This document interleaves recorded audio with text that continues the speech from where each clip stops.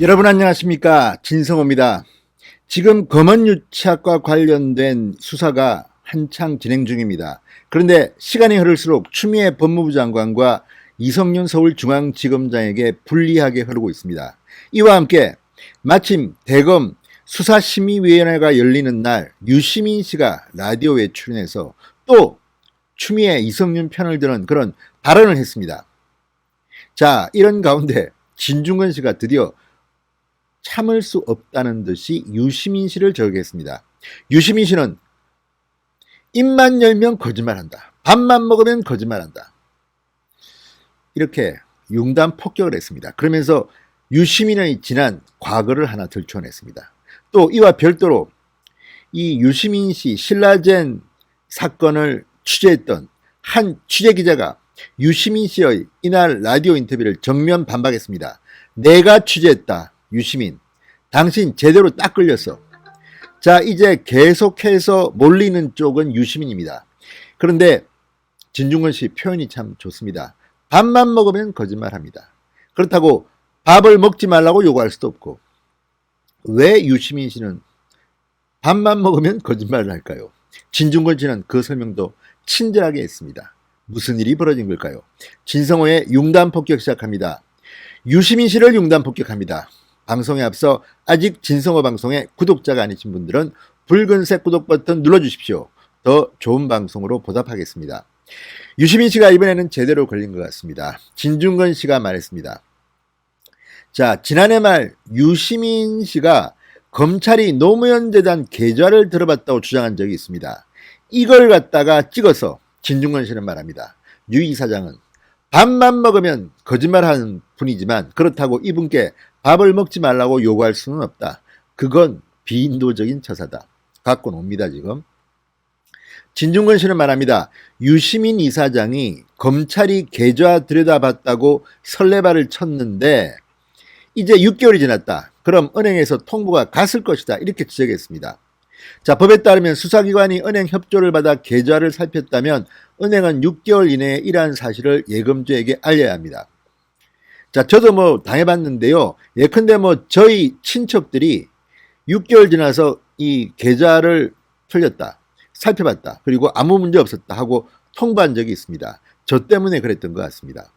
자, 이런 것들을 보면 법이 정해져 있습니다. 6개월이 지나면 6개월 이내에 이러한 사실, 계좌를 살폈다면 수사기관의 은행이 협조를 했다면 은행은 반드시 이 대상자한테 연락을 해야 됩니다. 이 점에 착안해서 진중권 씨는 말합니다. 자, 검찰이 당시에 계좌를 뒤졌다면 은행으로부터 관련 사실을 통보받았을 것이다. 유시민을 향해서 자, 누가 들여다봤는지 말을 하라 이렇게 요구했습니다. 유시민이 지금 침묵하고 있다. 이것은 당시 유시민의 주장이 새빨간 거짓말이었다는 반증이 아니냐, 이런 취지입니다. 자, 유시민은 지난해 12월 24일 유튜브 채널 알릴레오에 출연해서 어느 은행이라고는 말씀 안 드리지만 노무현 재단 계좌를 검찰이 들여다봤다는 사실을 확인했다.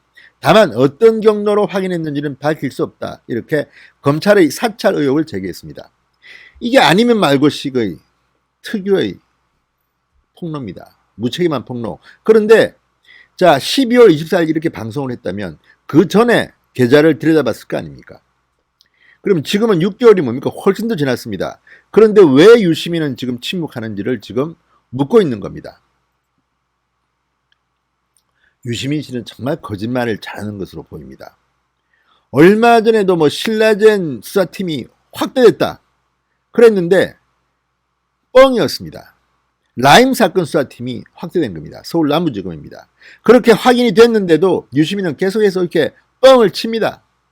윤석열이가 우리 잡으려고 이렇게 수사팀도 확대하고 한 거 아니냐, 이런 취지로 말했습니다. 이러니 유시민 씨 그쪽 사람들은 왜 그렇게 거짓말을 지금 죽 먹듯이 합니까? 자, 또 하나 걸렸습니다. 자, 이 전혁수 전 서울경제TV 기자가 유시민 이사장의 언론 인터뷰를 정면으로 반박했습니다. 나 바로 취재기자야 그러면서 당시 이 BIK 이철 전 대표를 취재했던 경험을 이야기합니다.